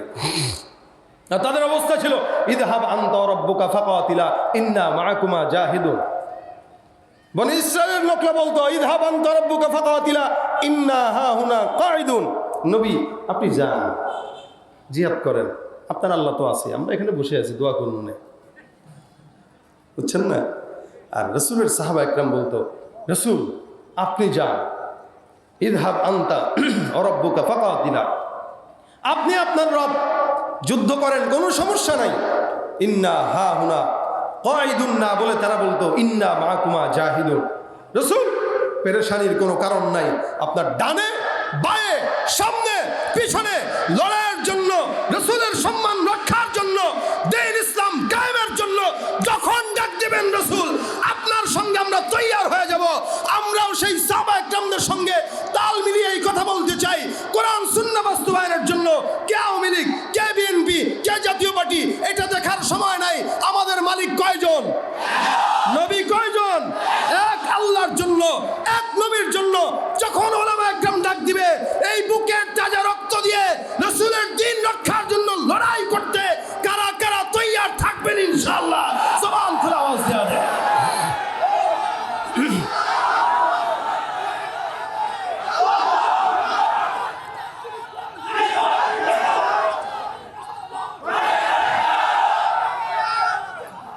লড়াইয়ের ওই ময়দানেতে যেতে তোমাকে হবে, প্রয়োজনে সব রক্তটুকু জমিনেই ঢেলে দেবে। লড়াইয়ের ওই ময়দানেতে যেতে তোমাকে হবে, প্রয়োজনে সব রক্তটুকু জমিনেই ঢেলে দেবে। তবুও তোমায় লড়তেই হবে, মানিবে না পরাজয়। তবুও তোমায় লড়তেই হবে, মানিবে না পরাজয়। বিপ্লব মানে জীবন দেয়া বসে থাকা নয়, সে কোনদিন আসবে না রে করো যদি ভয়। আসবে বিজয়ের রক্ত আর জীবনের বিনিময়, আসবে বিজয়ের রক্ত আর জীবনের বিনিময়। বিপ্লব মানে জীবন দেয়া বসে থাকা নয়, সে কোনদিন আসবে না রে করো যদি ভয়। ঠিক কিনা? ভয় পাবো কাকে? আল্লাহ পাক আমাদেরকে রাসূলের মতো একজন নবী দিয়েছেন, এটা আমাদের ভাগ্য। অথচ রাসূলের নিয়ামত কেমন দেখেন। আল্লাহ পাক বলেন ইন্নাকা লা আজরান গায়রা মামনুন। পাগল যদি বানাইতাম কিয়ামত পর্যন্ত নিয়ামত দিতাম না। সবচেয়ে বড় নিয়ামত কোরআন, যেটা কিয়ামত পর্যন্ত মুজিজা, এটা চলমান। সুবহানাল্লাহ। আল্লাহর নবী সাল্লাল্লাহু আলাইহি ওয়াসাল্লামকে আল্লাহ পাক রব্বুল আলামিন কেমন নিয়ামত দিলেন দেখেন। অন্যান্য পয়গম্বররা দুনিয়াতে আসার পরে 900-950 বছর দিনের দাওয়াত দেওয়ার পর উম্মতের সংখ্যা মাত্র 40 জন অথবা 70 জন। কিন্তু পয়গম্বর যখন নবুয়ত পাইলেন 23 বছরের জিন্দেগিতে, যখন আল্লাহ রাসূল সাল্লাল্লাহু আলাইহি ওয়াসাল্লাম বিদায় হজের ভাষণ দেন, এই বিদায় হজের ভাষণে পয়গম্বরের উম্মতের সংখ্যা ছিল 16 লক্ষ সাহাবায়ে কেরাম। এটা রাসূলের প্রতি আল্লাহ পাক রব্বুল আলামিনের দয়া মায়া। আল্লাহ পাক বলেন যদি পাগল হইতো এত নিয়ামত দিতাম না। একজন পাগলকে যখন আপনি $100 দিবেন অথবা $1000 দিবেন, এই ডলারের মর্যাদা বুঝবে না। পাগলকে 2 টাকা দেন, 5 টাকা দেন, 10 টাকা দেন, পাগল মহা খুশি। কিন্তু বিশাল বড় টাকার বান্ডেল দিলে সে মহা খুশি না, এটা ফারাই দিবে। আল্লাহ পাক রব্বুল আলামিন বলেন যদি পাগল হইতো নিয়ামত এত দিলাম না। অন্য আয়াতের ভিতরে রব্বুল আলামিন বলেন ইন্না আ'তাইনাকাল কাউসার। কাউসার মানে মুফাসসিরিন একদম বলেন নিয়ামাতুল কাসীরা, অনেক বড় নিয়ামত আমি আল্লাহ পাক রব্বুল আলামিন পয়গম্বরকে দান করলাম। যে হাউজে কাউসারটা এত বিশাল বড়, যার পানি দুধের চাইতেও সাদা, মধুর চাইতেও মিষ্টি। সুবহানাল্লাহ। আল্লাহর নবী বলেন এটার পান পাত্র থাকবে আসমানের তারকার সমান। আমি রাসূল একটা একটা পান পাত্র দিয়ে কিয়ামতের সময় আমার সব উম্মতদেরকে হাউজে কাউসার থেকে পানি পান করায় দেব। সুবহানাল্লাহ।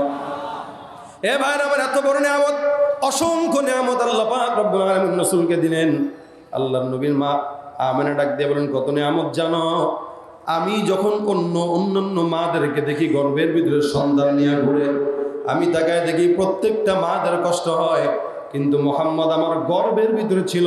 আল্লাহর কসম, মুহাম্মদকে জন্ম দেওয়া পর্যন্ত আমি গর্ভের কষ্ট কোনোদিন বুঝি নাই। শুধু তাই নয়, অন্য বাচ্চারা দুনিয়ার জমিনে আগমন করে স্বাভাবিকভাবে। আমেনা ডাক দিয়ে বলেন মুহাম্মদ যখন জন্মগ্রহণ করে, আল্লাহর কসম মুহাম্মদ যখন জন্মগ্রহণ করে পুত পবিত্র অবস্থায়, আল্লাহর নবী যখন জন্মগ্রহণ করে সিজদারত অবস্থায় দুনিয়ার জমিনে পয়গম্বরের আগমন ঘটে। এ মুসলমান, আপনি আমি দুনিয়ার জমিনে সর্বপ্রথম যখন কথা বলা শিখি তখন আমাদের কথা হয় বাবা অথবা মা অথবা অন্য কোনো কিছু। আমেনা ডাক দিয়ে বলেন এই বাচ্চা যখন দুনিয়ার জমিনে সর্বপ্রথম কথা বলা শিখে, তার সর্বপ্রথম কথাই ছিল আল্লাহু আকবার কাবীরা আলহামদুলিল্লাহি কাসীরা সুবহানাল্লাহি বুকরাতান ওয়া আসীলা। আল্লাহু আকবার। এটাই হলো আমার নবী। হাদিসের ভিতরে ঘটনা আছে, আল্লাহর নবী একদিন সফরে যায়। কেমন বরকতের নবী! আল্লাহর নবী সাল্লাল্লাহু আলাইহি ওয়াসাল্লাম সফরে যাচ্ছেন। খুজা নামে এক গোত্রের মহিলা। সফরের মাঝখানে যেই মহিলাটা মোটা হিসাবে পরিচিত ছিল, মেহমানদারি করতেন ভালো, উম্মে মা'বাদ। খুজা গোত্রের উম্মে মা'বাদের সঙ্গে পয়গম্বরের প্রতিমধ্যে দেখা। এই মহিলাটা মোটা মহিলা ছিল, যার কারণে হাঁটু এরকম ধরে বসতেন। রাসূল করিম সাল্লাল্লাহু আলাইহি ওয়াসাল্লাম তার সামনে দিয়ে যান, আল্লাহর নবীকে সে সালাম দেয়। পয়গম্বর বলেন মেহমানদের কি অবস্থা? এই মহিলাটা এই রাস্তার ভিতরে বসে থাকতেন শুধু মেহমানদারি করার জন্য মুসাফিরদেরকে। যারাই প্রতিমধ্যে দিয়ে হাঁটতেন, মহিলাটা সুন্দর করে তাদেরকে মুসাফিরদেরকে মেহমানদারি করাইতেন। আল্লাহর নবী যখন আসলেন, নবী বলেন কি অবস্থা, কোনো মেহমানদারি আছে কিনা? মহিলা উম্মে মা'বাদ ডাক দেয়া বলে ইয়া রাসূলুল্লাহ, আমার কাছে মেহমানদারি করানোর মতো আল্লাহর কসম পয়গম্বর কিচ্ছু নাই। ছাগলগুলো যেগুলো ছিল দূরে দূরান্তে, এদেরকে পাঠায় দিলাম খাবার জন্য, ঘাস খাবার জন্য পাঠায় দিলাম মরুভূমির ভিতরে। পয়গম্বর, আমার ঘরের ভিতরে আপনার জন্য আমার মা বাবা কোরবান হোক, কিন্তু আমার ঘরে কিচ্ছু নাই। আল্লাহ রাসূল সাল্লাল্লাহু আলাইহি ওয়াসাল্লাম হেঁটে হেঁটে দেখেন এক জায়গায় এক কোণার ভিতরে একটা ছাগল চুপচাপ করে বসা আছে। যেই ছাগলটা জীর্ণ শীর্ণ দুর্বল। পয়গম্বর ডাক দিয়ে বলেন হে উম্মে মা'বাদ, ওই ছাগলটা কিসের? উম্মে মা'বাদ বলে ইয়া রাসূলুল্লাহ, এই ছাগলটা তো এমন একটা দুর্বল ছাগল, যে ছাগল দুধ দেওয়ার মতো কোনো ক্ষমতাও নাই, শক্তিও নাই, দুর্বল। এটা মরবে ভাব। পয়গম্বর, যার কারণে ছাগল চারণের জন্য চারণভূমিতে যাওয়ার মতো হাঁটার যোগ্যতা এই ছাগলের নাই। রাসূল করিম ডাক দিয়ে বলে ছাগলটারে আমার কাছে আনো, এটার থেকে কিছু দুধ যদি দহন করা যায় তাহলে খাওয়া যাবে। উম্মে মা'বাদ বলে যেই সময়টা ছিল দুর্ভিক্ষের সময়, কোনো জায়গায় খাবারের সংকট, সব জায়গায় দুনিয়ার জমিনে খাবারের সংকট ছিল। আল্লাহ রাসূল আমার থেকে ছাগলটা এখান থেকে নিয়ে গেলেন। উম্মে মা'বাদ বলে আমি পয়গম্বরকে দেখলাম সুন্দর করে ছাগলটা নিয়ে আল্লাহর নবী সাল্লাল্লাহু আলাইহি ওয়াসাল্লাম কি যেন একটা বললেন, পরে সুন্দর করে পয়গম্বরের হাত মোবারক ছাগলের স্তনে লাগাই দিলেন। আমাকে ডাক দিয়া বলেন হে উম্মে মা'বাদ, তাড়াতাড়ি যাও, জগ নিয়ে আসো, আমি পয়গম্বরের হাতে জগটা এনে দাও। উম্মে মা'বাদ বলেন আমি আল্লাহর নবীর হাতে সুন্দর করে জগটা দিলাম। তাকায় দেখি পয়গম্বর হাত দেওয়ার সঙ্গে সঙ্গে আমার ছাগলের স্তন দুধে ভরপুর হয়ে গেছে। আমি অবাক হয়ে গেলাম, ইয়া রাসূলুল্লাহ ব্যাপারটা কি বুঝলাম না। আল্লাহর নবী বলেন খাও, আমাকেও দিল, অন্য সাহাবীকেও দিল, পয়গম্বর নিজেও খাইলেন। খাওয়ার পর পেট ভরে রাসূল বলেন আবার জগটা নিয়ে আসো। আল্লাহর নবী আবার সুন্দর করে জগটা দুধে ভরপুর করে দিয়ে দিলেন। রাসূল ভরপুর করে দেওয়ার পর আমারে বলেন, হে উম্মে মাবাদ, এটা তোমার খাবারের জন্য রাখো। উম্মে মাবাদ ডাক দেয়া বলেন, ইয়া রাসূলুল্লাহ এটা কিভাবে সম্ভব? আল্লাহর নবী ডাক দেয়া বলেন, আমাকে আল্লাহ পাক রব্বুল আলামিন দুনিয়ার জমিন রহমতের জন্য পাঠাইছেন। আমি আল্লাহ পাকের নামে হাত দিয়া দিলাম, আল্লাহ পাক ছাগলের স্তনটা দুধে ভরপুর করে দিল। আব্দুল্লাহ ইবনে মাসউদ রাদিয়াল্লাহু তাআলা আনহু বলেন, উনি যখন মুসলমান হয় নাই, বিশাল চারণভূমিতে ছাগল চড়ানোর জন্য গেলেন। তখন আব্দুল্লাহ ইবনে মাসউদ মুসলমান নয়, উনি ছাগল চড়াইতেছেন। তাকায় দেখেন দুইজন ব্যক্তি সামনে আসে। উনি বলেন, আমার সামনে দুইজন লোক এসে আমার ডাক দেয়া বলে, ভাইরা আমরা মুসাফির, আমাদেরকে একটু মেহমানদারি করাও। আমার সামনে অনেকগুলো ছাগলের পাল। আমি ডাক দেয়া বললাম, ভাই আপনাদেরকে চিনি না, এই ছাগলের মালিকগুলো আমি নয়, এই ছাগলের মালিকগুলো অন্য আরেকজন। আমি যদি আপনাদেরকে এখান থেকে দুধ খাওয়াই, তাহলে আমি আসমানের মালিকের কাছে কোন জবাব দিব? দুইজন ডাক দেয়া বলতেছেন, যাই হোক, ছাগল খাওয়াইবে না, দুধ খাওয়াইবে না? বলে না। এই দুইজন কে ছিল? একজন মুহাম্মদুর রাসূলুল্লাহ, আরেকজন আবু বকর সিদ্দিক।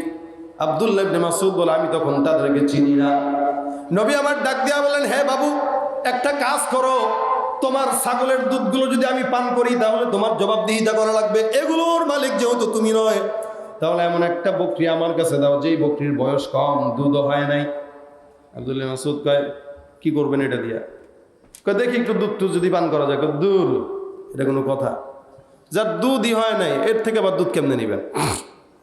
এই ছাগল তো ছোট। কয়, এখান থেকে সবচেয়ে ছোট ছাগলের দুধ যদি আমি খাই, তাহলে তোমার কোনো সমস্যা? বলে না। কয়, তাহলে দাও। আচ্ছা, আপনাদেরকে যদি আমি বলি, ভাই গাছটা আমারে কাইটা দেন, আমি একটা নৌকা বানায় নদীতে ভাইসে ভাইসে ঢাকায় চলে যাব, আপনারা বলবেন যে পাগল নিয়ে এটা গাছ কাইটে বলে নদীতে ভাসাইব, এটা কি ধরনের কথা? গাছ রেখে আবার নৌকা বানানো যায়, বানায় আবার এমনি এমনি খোলা যায়? যেটা হওয়া সম্ভব না, ওটা কেমনে হয়? আব্দুল্লাহ মাসউদ মনে মনে বলেন, আমি অবাক হয়ে গেলাম, এরা বলতেছে এই ছোট্ট ছাগল দাও, দুধ পান করে খাবো, এটা কোনো কথা? ঠিক আছে, যান, দিলাম, নেন। আব্দুল্লাহ মাসউদ তাকায় রয়েছেন, দেখি কি হয়। নবী আমার সুন্দর করে বিসমিল্লাহ বলে ওই জায়গায় হাত দিলেন। হাত দেওয়া কয়, একটা বাটি নাও। বাটি নিলেন। আল্লাহ নবী সাল্লাল্লাহু আলাইহি ওয়াসাল্লাম সুন্দর করে দোহাই দিলেন। আব্দুল্লাহ ইবনে মাসউদ বলে, আমি তাকায় দেখলাম ছোট্ট একটা বকরিকে আল্লাহ পাক রব্বুল আলামিন স্তন দিয়ে দিছেন, আবার স্তনের ভিতরে দুধ দান করে দিলেন।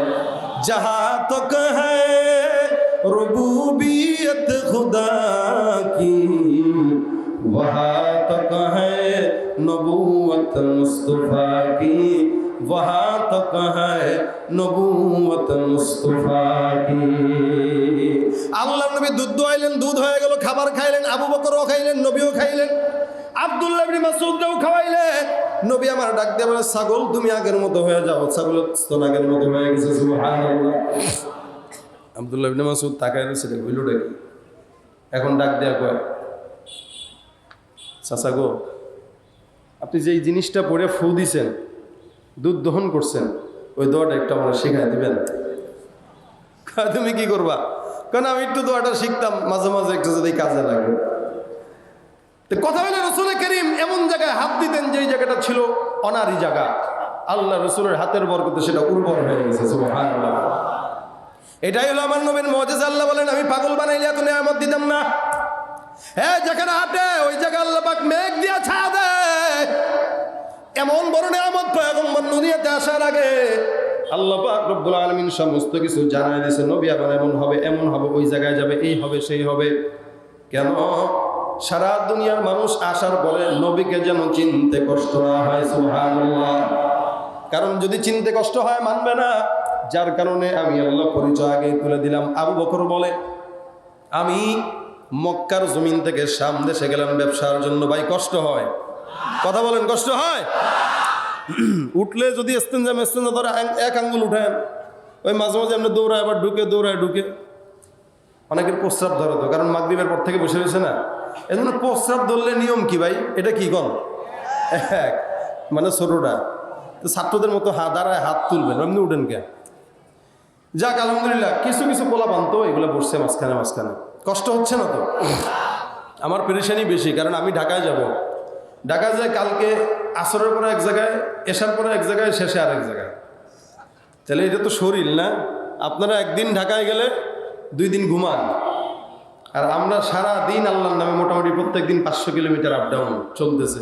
আমার তো গাড়ির এক্সপায়ার চাকা আছে, গলার তো আর এক্সপায়ার চাকা নেই যে একটা খুইলা রেখে আসলাম, ওয়াশিং মেশিনে দিলাম আর একটা লাগাই আনলাম, নাকি? কথা কয় না? তা আপনাদের কষ্ট হয়? সজাগ আছেন? একটু হাতটা উঠান সামনে থেকে, নাড়াচাড়া দেন, নারায়ে তাকবীর। যে ঘটনা শুনুন, মজার ঘটনা শুনেন। আবু বকর বলে, আমি শামে গেলাম ব্যবসার জন্য। কিসের জন্য? রাত্রিবেলা ঘুমাইলাম, ঘুমের ভিতরে স্বপ্ন দেখি আসমানের থেকে একটা পূর্ণিমার চাঁদ আমার কোলে হাজির হয়ে গেছে। কালকে কয়েন সুবহানাল্লাহ, আসমানের পূর্ণিমার চাঁদ আবু বকরের কোলে হাজির। বোঝা যায় না স্বপ্নটা কিছুটা ভালো? কথা কয় না? বোঝা যায় না স্বপ্নটা কিছুটা? আপনি কি স্বপ্ন দেখেন মিয়া? আপনি তো স্বপ্ন দেখেন হলে আরেক বেটার বেরিয়ে না, অথবা বাদাম চাবান, বাদাম খায়, যারা বাদাম বিক্রি করে, ও রাত্রেবেলা স্বপ্নে বউরে কয় বাদাম বাদাম বাদাম, বউ হ্যাঁ দিমনে করে বসে সারাদিন বাদাম বেছে না, রাত্রে বাদাম। আর বাসের হেল্পার যদি হয় ওস্তাদ ডাইনে প্লাস্টিক। যে যেই স্বপ্ন দেখে, যেই যে চিন্তা করে, সে সেই স্বপ্ন দেখে। স্বপ্ন 3 প্রকার। একটা হইলো নিজের চিন্তা থেকে দেখে, আরেকটা হইলো আল্লাহ পাক দেখা, আরেকটা হলো শয়তান দেখায়। আবু বকর সিদ্দিক রাদিয়াল্লাহু তাআলা স্বপ্ন দেখছেন আসমানের কি আসছে? কয় না? চাঁদ আসছে। চাঁদ যে আসছে, আবু বকরের কাছে মনে হয়েছে, এই কখনো কখনো দেখবেন আপনি যদি কিছু স্বপ্ন দেখেন, আপনার দিল সায় দিবে যে আপনি স্বপ্নটা ভালো দেখছেন, ঠিক না? কোনো কাজ যদি করেন, কাজটা আপনার দিল সায় দিবে যে আপনি ভালো কাজ করছেন, ঠিক না? আবু বকর দিলে একটু সায় দিছে যে আল্লাহ, যে স্বপ্নটা দেখছিলাম মনে হচ্ছে স্বপ্নটা কি ভালো। দৌড় দিয়ে পাদ্রীর কাছে গেছে, যাওয়ার পরে ডাক দেয়া বলতেছে, পাদ্রী স্বপ্ন একটা দেখলাম, মনে হইলো ভালো। বলে কি স্বপ্ন? আসমান থেকে পূর্ণিমার চাঁদ আমি আবু বকরের কোলে এসে হাজির হয়ে গেছে। স্বপ্ন ব্যাখ্যা তাদের। পাদ্রী ডাক দেয়া বলে, নাম কি? বলে আবু বকর, বাড়ি কই? গেল মক্কা। হ্যাঁ, মক্কায় বাড়ি? হ্যাঁ। আবু বকর? বলে হ্যাঁ। মিলেই তো গেছে। কি মিলছে? সব মিলে গেছে। সুবহানাল্লাহ, সব মিলে গেছে। আবু বকর ডাক দিয়ে বলে, কাহিনী বাদ দেন মিয়া, তাড়াতাড়ি ব্যাখ্যা বলেন। তোর চানটা কপাল, বড় চান কপাল, রাজকীয় কপাল, দুনিয়ার জমিনে নিয়ে আসছো। আরে ভাই মুসিবত তুমি, ব্যাখ্যাটা দেন না। পাদ্রী ডাক দেয়া বলতেছে, ইন্নাহু সায়ুবআতু ফীকুম নাবিয়্যু আখিরিজ জামান তাকুনু ওয়াজিরান ফি হায়াতিহি ওয়া খলিফাতান বা'দা মামাতিহি। আল্লাহু আকবার। আবু বকর স্বপ্ন যেটা দেখলাম বড় দামি স্বপ্ন। কি স্বপ্ন? স্বপ্নটা হইল অচিরে মক্কার জমিনে শেষ জামানার নবী মুহাম্মদুর রাসূলুল্লাহ আসবে। আস্তে কয় সুবহানাল্লাহ। মক্কার জমিনে কে আসবে? শেষ জামানার পয়গম্বর মুহাম্মদুর রাসূলুল্লাহ সাল্লাল্লাহু আলাইহি ওয়াসাল্লাম আসবে দুনিয়ার জমিনে। ওই নবী বেঁচে থাকা অবস্থায় তুমি আবু বকর তার সাহাবী হইবা। তাকুনু ওয়াজিরা ফি হায়াতিহি, ওই নবী বেঁচে থাকা অবস্থায় তুমি তার সাহাবী হইবা। নবী যদি ইন্তেকাল করে, ওই নবীর ইন্তেকালের পরে ইসলামের সর্বপ্রথম খলিফাও তুমি আবু বকর হবা। আল্লাহু আকবার। দেখেন কত বড় স্বপ্ন। আবু বকর ডাক দেয়া বলে, আল্লাহর কসম এই স্বপ্ন আমি কারো বলবো না। না, খবরদার বলা যাবে না। স্বপ্নটা এটা সিক্রেট, একদম গোপন রাখবা, বউরেও কইবা না, কারণ মহিলা মানুষ পেট পাতলা, ঠিক না? আর কইলাম না, ওদিকে সময় কম। আবু বকর সিদ্দিক বলে, আমি মক্কায় চলে গেলাম। যাওয়ার পর মক্কায় বসার সময় সব তাকায় দেখলাম আবু জাহেল, উতবা, সাইবা সবগুলো সামনে বসা, সব লিডারগুলা। আবু বকর ডাক দেয়া বলতেছেন, শুনেন মক্কার কি অবস্থা, ভালো না খারাপ? আবু বকরের কথা শোনার পর আবু জাহেল, উতবা, সাইবা বলতেছে, মক্কার সব অবস্থা ভালো, তবে একটা খারাপ অবস্থা, একটা খারাপ বর্ণনা আছে। কি? আমাদের ভাতিজা আছে না? বলে কে? আরে আব্দুল্লাহর পুত্র। দেখেন এমন ভাব ধরছে, মনে নামও জানে না। মানুষ যখন মানুষের উপর রাগ হয় তখন নাম নিতে চায় না। আরে কি জানি না, চিনেন না? দুধ চিনি, না চিনলেও কি, তো বাপসাপ আছে না। হ্যাঁ কি জানি, ওই যে বাতিজা এরে বলে আল্লাহ পাক নবী বানাইছে। আল্লাহ কি খায় দেয়, কাম নাই, তারা নবী বানাবে। আমি আবু জাহেল আছি, আমার টাকা আছে, ক্ষমতা আছে, আমি এলাকার লিডার, নবী যদি বানাইতে আমার এটা বানাবো, ওরে কেন কথা। এটা হলো আবু জাহেলের সমস্যা। এই জায়গায় হে মনে করছে টাকা দিয়ে মনে হয় নবুয়তি পাওয়া যাইব। এই মিয়া কন্ত, টাকা দিয়া এই দেশে নমিনেশন কিনা যায়, নবুয়তি কিনা যাবে না। টাকা দিয়া নমিনেশন পাওয়া যায়, ইমামতি পাওয়া যায় না।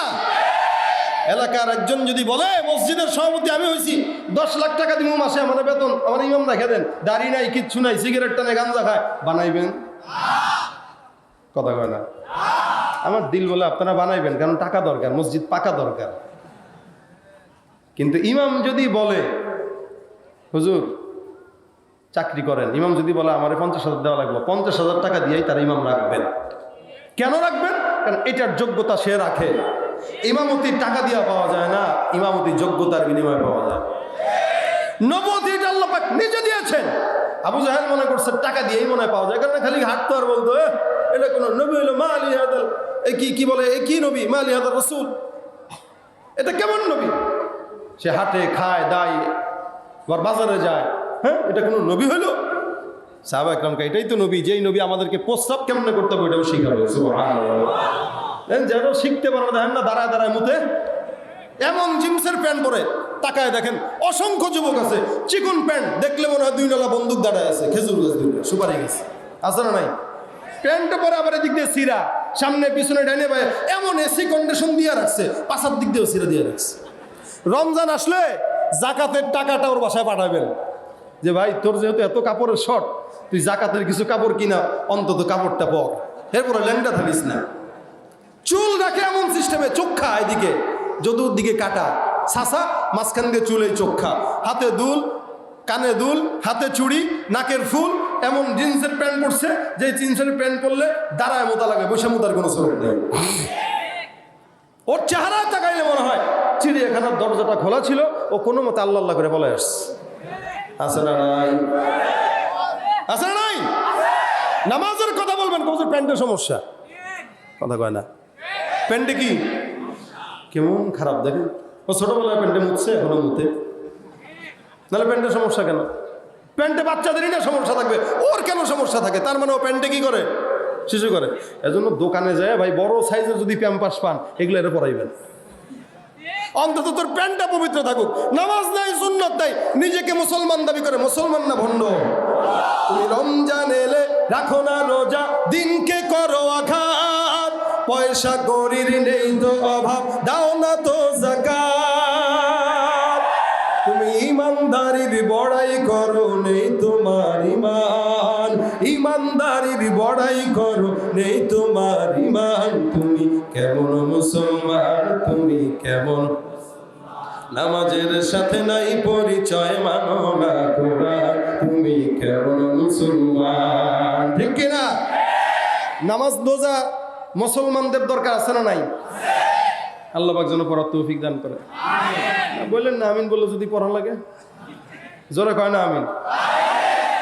কষ্ট হয় না তো? আমার খুব কষ্ট হইতেছে, ছেড়ে দিই। হ্যাঁ চলবে কতক্ষণ? জানতাম এটাই বলবেন আপনারা। হ্যাঁ সারা রাত চলবে হুজুর, ফজরের নামাজ এত দূর মাহফিল করে যদি ফজর পড়া লাগে তাহলে হইল? এসব তো অনেকে পড়ে নাই, এনাস বাসায় যায় সেটা পড়ে নিয়েন, রাজি আছেন? আল্লাহ পাক তৌফিক দান করুন। কিরে ভাই কেডা আছে কয় চিল্লায় আমি গলা ভাঙ্গে, তা দেখছেন অবস্থা? এই দেখেন আবু বকর সিদ্দিক, আবু জাহেল বলে এই সমস্যা এই জায়গায় যে মোহাম্মদ নবী দাবি করছে, পাগল। আল্লাহ পাক বলেন মা আনতা বিনিআমাতি রাব্বিকা বিমাজনুন। সুবহানাল্লাহ। যারা পাগল বলে তারা কি? রাসূলকে যারা পাগল বলে তারা কি? আল্লাহ পাক বলেন ইন্নাকা লাআজরুন গায়রা মামনুন, নিয়ামত দিলাম কিয়ামত পর্যন্ত নিয়ামত। আবু জাহেলের কথা শোনার পর আবু বকর ডাক দিয়া বলে যেহেতু মোহাম্মদ নিজেকে নবী বলে স্বীকার করে, তার সঙ্গে আমার দেখা করা দরকার, তার সঙ্গে বোঝাপড়া আছে। রসুলের ঘরের সামনে যায় ডাক দেয়া, দরজায় ঢোকা দিয়া বলেন মোহাম্মদ, আল্লাহর নবী আবু বকরের 2 বছরের ছোট বড় বন্ধুত্ব বাচ্চা কাল থেকেই, আবু বকর ডাক দেয়া বলে মুহাম্মদুর রাসূলুল্লাহ, মুহাম্মদ সাল্লাল্লাহু আলাইহি ওয়াসাল্লাম আবু বকর ডাক দেয়া বলে বন্ধু মুহাম্মদ কি অবস্থা? বলে সব ভালো। শুনলাম তুমি নাকি নিজেকে নবী বলে স্বীকার করো। বলে হ্যাঁ। ইয়া আইয়ুহান নাসু কুলু লাগবে। বলে হ্যাঁ প্রমাণ লাগবে, প্রমাণ দিলে বিশ্বাস করব। আল্লাহর নবী প্রমাণ দেয়া বলে আদ-দালিলু আলা মা আদ-দাই রুইয়াকাল্লাতী রাআইতাহা বিশ-শাম। হে আবু বকর, আমার নবুয়তের দলিল তুমি শুনে নাও। আমি শাম, তুমি শাম দেশে গেলা ব্যবসার জন্য। ওই জায়গায় যাওয়ার পর তুমি ঘুমাইলা। বলে হ্যাঁ ঘুমাইছি তো। ঘুমের ভিতরে স্বপ্ন যেই পয়গম্বর মক্কার জমিনে থেকে শাম দেশের ব্যাখ্যা বলতে পারে আমার কোনো সন্দেহ নাই ওই পয়গম্বর সত্য নবী। আপনার হাতে আমার হাত রাখেন, বায়াত করেন, পড়ায় দেন লা ইলাহা ইল্লাল্লাহ মুহাম্মাদুর রাসূলুল্লাহ। तकबीर में कलमा में नमाजों में अदा में, तकबीर में कलमा में नमाजों में अदा में, ऐ नाम इलाही से मिला नाम मुहम्मद, ऐ नाम इलाही से मिला नाम मुहम्मद। सुबहानाल्लाह व बिहम्दिही। नबी কোন জায়গায়? মক্কায়। শাম দেশে দেখলেন ব্যাখ্যা স্বপ্ন। আল্লাহ নবী এই জায়গায় বলে দিলেন জানাইছেন কে? কথা কয় না, জানাইছেন কে? নবী আমার যদি পাগল হইতো মালিক নবীকে এত বড় নিয়ামত দিতেন না। আল্লাহ নবী লাস্টে এসে আল্লাহ পাক রব্বুল আলামিন বলেন আপনি পাগল না, তবে আপনি কি আমি বলে দেই ইন্নাকা আলা খুলুকিন আযীম। আমি আল্লাহ আপনাকে খুলুকে আযীমের অধিকারী বানাইলাম। সুবহানাল্লাহ। এখন শুনেন খুলুকে আজিম কি? আখলাক এটা তিন প্রকার। কয় প্রকার? এক নম্বর খুলুকে হাসান, দুই নম্বর খুলুকে কারীম, তিন নম্বর খুলুকে আজিম। খুলুকে হাসান বলে আপনারা কেউ ঘুষি দিল, আপনিও ঘুষি দিয়ে দিলেন, সদবাদ জিন্দাবাদ। থাপ্পড় দিল, আপনিও থাপ্পড় দিয়ে দিলেন, সদবাদ। এটা হলো খুলুকে হাসান। দুই নম্বর খুলুকে কারীম, আপনারা আঘাত দিল, আপনি চুপ থাকলেন, কিচ্ছু বললেন না, এটা খুলুকে কারীম। তিন নম্বর আপনারে ঘুষি দিল, আপনি হাতটা ধরে বলতেছেন ভাই হাতে ব্যথা পাইছেন কিনা। সুবহানাল্লাহ। আল্লাহ বলেন আমি আপনারা এই খুলুকে আজিমের অধিকারী বানাইলাম। আপনারা মারলেও আপনি কিছু বলেন নাই, যার কারণে তায়েফবাসীর এত কষ্ট দেওয়ার পরও আল্লাহ পাক যখন বলছে আমি কোন মুনি ধ্বংস, বলেন ধ্বংস করে লাভ কি? এরাই তো আপনারা আল্লাহ ডাকবে, এরাই তো আমার নবী ডাকবে। এরা মানে ফেললে এরা ডাকবে কোত্থেকে? বুঝে না। ও আল্লাহ আপনি হেদায়েত দিয়ে দেন। সুবহানাল্লাহ। এটা হচ্ছে রসুল। রসুলকে আঘাত দিছে তো রসুল পিঠ পেতে দিছেন। এই খুলুকে আজিমের অধিকারী নবীর উম্মত আমরা বুঝতে হবে তাহলে আমাদের আখলাকটা কেমন দরকার। আমাদের আখলাক যুবকদের অবস্থা এরকম, কেউ যদি একটু এদিক সেদিক করে 1 টাকার জন্য একজনকে হত্যা করে, 1 টাকার জন্য একটু গন্ডগোল, কিছুই না, সাইড দেয় নাই কেন? হুন্ডা চালাইতেছে, হরেন দিছে কেন? সাইড দেয় নাই, বাস একজনকে মেরে ফেলতেছে। এটা হলো আমাদের আখলাক। তাহলে কি নিয়ে যাবেন?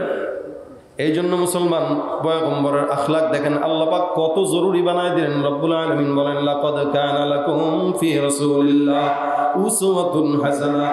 তোমাদের জন্য পয়গম্বরের ভিতর দিয়া দিলাম উত্তম আদর্শ। যারা মানবে কামিয়াব, যারা মানবে তারা না কামিয়াব। এ মুসলমান, রাসূল বলেন লা ইউমিনু আহাদুকুম হাত্তা ইয়াকুনা হাওয়াহু তাবআন লিমা জিতু বি। ততক্ষণ মুমিন নয় যতক্ষণ পর্যন্ত আমি পয়গম্বর যেই আখলাক নিয়ে আসলাম ওই আখলাক দিলের ভিতরে না ঢুকাইতে পারলে মুমিন বলা যাবে না। এই কারণে নবী যেমনে চলছেন অমনে আমানা, অমনে চলা। রাসূল দাড়ি রাখছেন, দাড়ি রাখা। রাসূল মাথার ভিতরে সুন্নতি, পাগড়ি লাগাইছেন, পাগড়ি লাগানো।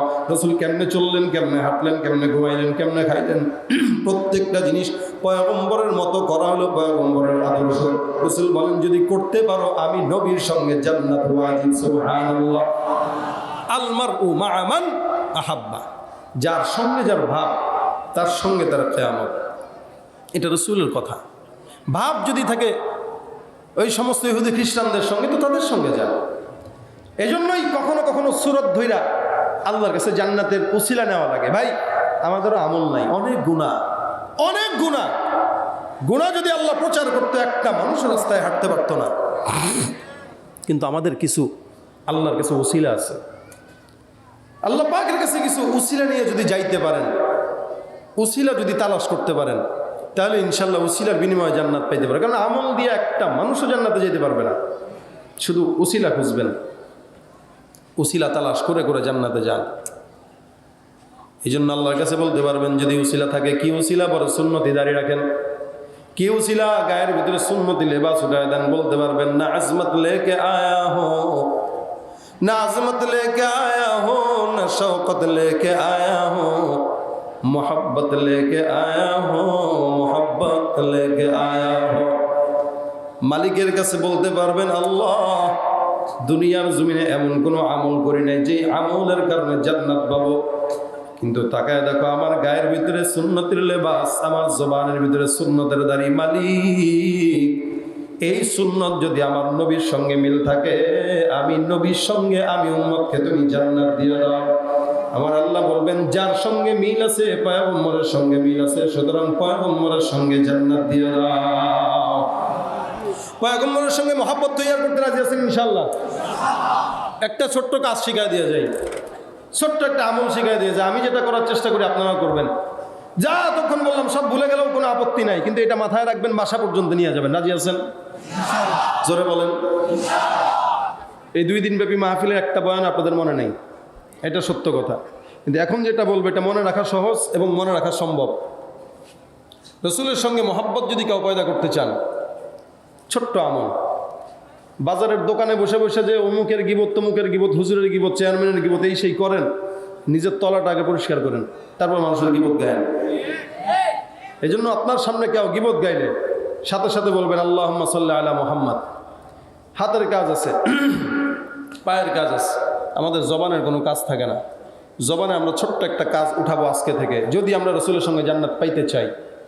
যখনই হাতের সময় থাকবে, যখনই একটু সময় পাবো, লম্বা দুরুদ দরকার নেই, ছোট্ট দুরুদ পড়বেন সাল্লাল্লাহু, একবার করবেন 10টা রহমত, একবার করবেন 10টা গুনাহ মাফ, একবার করবেন 10 বার সম্মান বুলন্দ করে দিবে। মা বোনদের কানে আওয়াজ যাচ্ছে, তরকারি করতেছেন সাল্লাল্লাহু আলাইহি ওয়াসাল্লাম, সাল্লাল্লাহু আলাইহি ওয়াসাল্লাম, রান্না করতেছেন সাল্লাল্লাহু আলাইহি ওয়াসাল্লাম। স্বামী যদি বেনামাজি হয়, দুরুদের বরকতে নামাজি হয়ে যাবে। স্বপ্ন যুগে রাসূলের দেখা মিলবে, বিপদ আপদ দূর হয়ে যাবে, কারণ আদম পয়গম্বর আল্লাহর নবীর উসিলায় জান্নাত থেকে আল্লাহর কাছে মাফ চাইছেন। আমরা নবীর উম্মত হওয়ার পর কেমনে মাফ চাবো না? হাদিসে আছে রসুলের সামনে একবার সপ্তাহে একদিন নাম সহ ঠিকানা সহ বাবার নাম সহ রসুলের কাছে রওজায়ে সালামের দোয়া পাঠ করা হয়। যতবার আপনার নাম পয়গম্বরের কাছে যাবে ততবার পয়গম্বর আপনাকে চিনবে, যতবার চিনবে তত আগে আগে পয়গম্বর সুপারিশ করবে। এই কারণে হাতের কাজ আছে, পায়ের কাজ আছে, জবানের কোনো কাজ থাকে না। যখনই মনে হয় সাল্লাল্লাহু আলাইহি ওয়াসাল্লাম, সাল্লাল্লাহু আলাইহি ওয়াসাল্লাম, সাল্লাল্লাহু আলাইহি ওয়াসাল্লাম, সাল্লাল্লাহু আলাইহি ওয়াসাল্লাম, হুন্ডা চালাইতেছেন সাল্লাল্লাহু আলাইহি ওয়াসাল্লাম, গাড়ি চালাইতেছেন সাল্লাল্লাহু আলাইহি ওয়াসাল্লাম, কোন জায়গায় বসে আছেন সাল্লাল্লাহু আলাইহি ওয়াসাল্লাম, দোকানপাটে ব্যবসা বাণিজ্য বরকত নাই সাল্লাল্লাহু আলাইহি ওয়াসাল্লাম। আল্লাহ পাক বলেন আমার কোনো আমল নাই, ইন্নাল্লাহা ওয়া মালাইকাতাহু ইউসাল্লুনা আলান নবী। আমি আল্লাহর কোনো ইবাদত দরকার হয় না, কিন্তু একটা ইবাদত আমি আল্লাহ নিজে করি, আমার ফেরেশতারাও করে। সেটা কি? আমি আমার নবীর উপরে সমস্ত ফেরেশতাদেরকে নিয়ে দুরূদের আমল করি। সুতরাং তোমরাও বান্দারা রাসূলের উপরে দুরূদের আমল করো। সুবহানাল্লাহ। এই আদেশটা কার? ইয়া আইয়ুহাল্লাযীনা আমানু সাল্লু আলাইহি, তার উপরে দুরূদ পড়েন। এই জন্য নিয়ত করবেন আজকে থেকে ইনশাআল্লাহ বাসায় যাওয়ার পথে হাঁটতে হাঁটতে দুরূদ পড়তে পড়তে তারপরে যাব। যখনই সময় পাবো সাল্লাল্লাহু। রাজি আছেন ইনশাআল্লাহ? যা আলোচনা করলাম সব ভুলে যান, কোনো সমস্যা নাই। কি হয়েছে?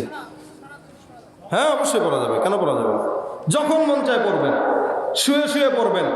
একবার যদি কেউ রাসূল করিম সাল্লাল্লাহু আলাইহি ওয়াসাল্লামকে স্বপ্নে দেখে, তার জন্য জাহান্নাম হারাম হয়ে যাবে। আমার এমন এমন তাজরিবা আছে ভাই, আপনাদেরকে বললে এগুলো বলা উচিত না, কিন্তু বলা হয় মানুষ যেন শিখতে পারে। আমি বলবো না, বাকি এটা বলি, এমন এমন তাজরিবা আছে আমার নিজের ব্যক্তিগত জীবনে, যেটা আমি সমাধান করছি দুরূদ শরীফের আমল করার মাধ্যমে। আল্লাহর কসম, যদি এটা সত্য হয় আপনারা পড়বেন আজকে থেকে। যত বড় বিপদ হোক দুরূদ পড়বেন, বিপদ দূর হয়ে যাবে।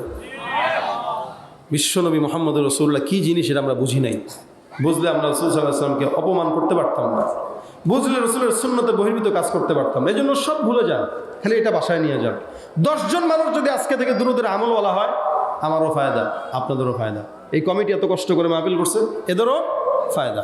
এই জন্য কারা কারা আজকে থেকে দুরূদ শরীফের আমল করবো ইনশাআল্লাহ। আল্লাহ তুমি সহজ করে দাও, আল্লাহ তুমি তৌফিক দান করো। যখন সময় পাবেন ভাই একটু করবেন, আপনি পড়বেন আমিও সওয়াব করবো। এই ফিকির নিয়ে আপনাদেরকে এতক্ষণ কথাগুলো বললাম কষ্ট করে। আমি আসার সময় আমাদেরকে বলছে হুজুর একটু আলোচনাই করে। আমি বলছি ভাই 1 ঘন্টার উপরে আমি কোনো জায়গায় আলোচনা করি না, যত বড় মাহফিল হোক, কিন্তু আজকে করলাম 1 ঘন্টার উপরে হয়ে গেছে। এই করাটা আবার ঢাকায় যাওয়া লাগবে কত দূর, কারণ বগুড়ায় আসি না, যেহেতু আসছি আজকে এই জন্য আপনাদেরকে একটু মন খুলে কথা বলে শোনাইলাম। তবে সব কিছু আমার কবুল হবে যদি একজন মানুষ এখান থেকে আমল নিয়ে যেতে পারেন। ভাই আমার এই কষ্টগুলো সার্থক যেন হয়, আপনারা আমলটা করবেন ইনশাআল্লাহ। আমার উসিলা আপনারা, আমি আল্লাহর কাছে আপনাদেরকে নিয়ে দাঁড়া করাবো যে আল্লাহ আমি তো আমল করতে পারিনি, এই কিছু উম্মতকে আমলের জন্য জজবার জন্য তৈরি করছিলাম, এদের উসিলা আমার মাফ করে দাও। আপনারা জান্নাতে যেমন আমি পিছনে চলে যাবো ইনশাআল্লাহ। আল্লাহ পাক আজকের মাহফিলকে কবুল করুক, সব কিছুকে কবুল করুক। 2 দিন ব্যাপী মাহফিল যারা আয়োজন করেছে যাদেরকে আল্লাহ পাক জানে মালে ইমানে আমলে হায়াতে রিজিকে সব কিছুতে ভরপুর কামিয়াবি দান করুন, আমিন। এই যেখানে আপনাদের এখানে যারা আছেন একটু আমাদের কমিটির ভাইরা ভিতরে চলে যাবে, মাহফিলের জন্য যথেষ্ট খরচ তাদের হয়েছে, একটু দয়া করে যে যতটুকু পারেন বসেন। আমি আরেকটা কথা বলি, রাসূল সাল্লাল্লাহু আলাইহি ওয়াসাল্লামের জন্য আমাদের কিছু সওয়াব পাঠানো দরকার। কিভাবে? এই যে আজকে মাহফিলে দান করবেন, রাসূল সাল্লাল্লাহু আলাইহি ওয়াসাল্লামের কবরে রওজায় যেন সওয়াব যায়, এই নিয়তে দান করেন যে আমরা রাসূলের রওজার জন্য আমরা 10 টাকা 20 টাকা 100 টাকা দান করলাম, এই সওয়াবটা রাসূলের রওজায় যাক। এরকম কারা কারা আছেন রাসূলের রওজায় একটু সওয়াব পাঠাবেন, এই নিয়তে রাসূলের নামে আজকে দানটা করবেন আল্লাহ পাকের কাছে। এই ভিতরে যুবকরা চলে যাবে, যার যতটুকু পারেন আপনারা ভিতরে একটু যতটুকু পারেন, 120 টাকা হোক, 500 টাকা হোক, 10 টাকা হোক, 50 টাকা হোক, যার যতটুকু সামর্থ্য আছে। আমাদের ওই কমিটির ভাইরা ব্যাগ নিয়ে চলে গেছে, একটু আপনারা ভিতরে দিয়ে দেন। আল্লাহ পাক যেন সকলের দানকে কবুল করে। আমরা সকলের জন্য আপনি বসেন মিয়া বসেন। আপনারা শেখার লাগবে আমার কি গাইতে হবে, যেটা গাওয়া দরকার আমি ওটা গাইছি, আপনার বলা লাগবে না। আমি আমলের জন্য ফিকিরে কথা বলছি, আমি এখানে মজা করতে বিনোদন দিতে আসিনি আপনাদেরকে। গান এটা কোনোদিনই রুহের খোরাক হয় না, এটা কানের মজা। আপনারা রুহের খোরাক নিতে আসছেন, রুহের খোরাক দিচ্ছে এটা নিয়ে বাড়ি যান। বিনোদন চান কেন? বিনোদন চাইলে কনসার্টের আয়োজন করবেন, ভিতরে যাচ্ছে এদেরকে দিয়ে দেন। আর আজকে এখানে প্রতিযোগিতা হয়েছে, এই প্রতিযোগীদেরকে পুরস্কার দেওয়া হবে। পুরস্কার নিয়ে তারপরে ইনশাল্লাহ আমরা সবাই মোনাজাত ধরে তারপরে যাব, মোনাজাত ধরে আমরা সবাই যাব ইনশাল্লাহ। আর যারা গেছেন তাদেরকে একটু খালি হাতে না ফিরিয়ে মাহফিলের জন্য সবাই একটু দান করবেন মন করে। কই কারা কারা পুরস্কার করবে? কই পুরস্কার ঘোষণা করবে?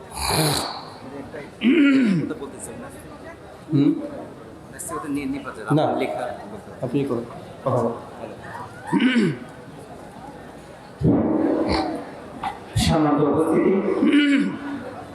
বিনয়ের সাথে বলছি যে যারা প্রতিযোগী ছিলেন তোমরা এখন মঞ্চে চলে আসো, তোমাদের নাম আমি ঘোষণা করছি।